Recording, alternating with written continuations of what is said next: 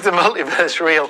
The answer is it's very real as a possibility. For example, there's something called the inflationary multiverse. So one of our best theories of how our universe got to be the way that it is that before the Big Bang, then space and time still existed, and space was stretching very fast. It's a theory called inflation.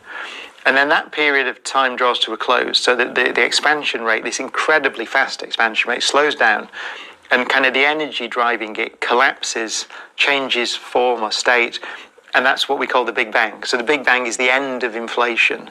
Extensions of that, called eternal inflation, say or suggest that maybe that collapse at the end of inflation, maybe it doesn't all stop at once.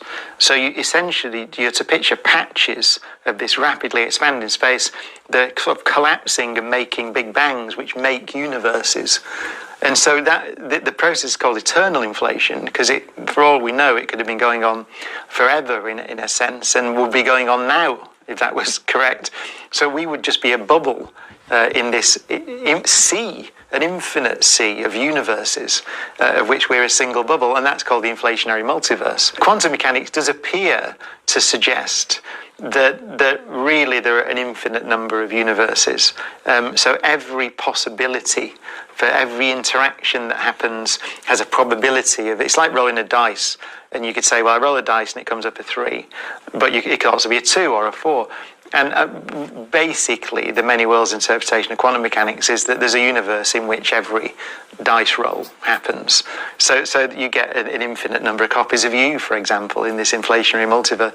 Not the inflation, the many worlds interpretation of quantum mechanics. Is that the one that the Marvel multiverse would fit into? The second one, or is that... Yeah, I think, although there are issues with the Marvel multiverse, technical issues, the thing is that these universes very rapidly, unless it's something like a quantum computer or something, they're very rapidly what's called decohere, so they become separated from each other. So whether you could travel between these different branches of reality is.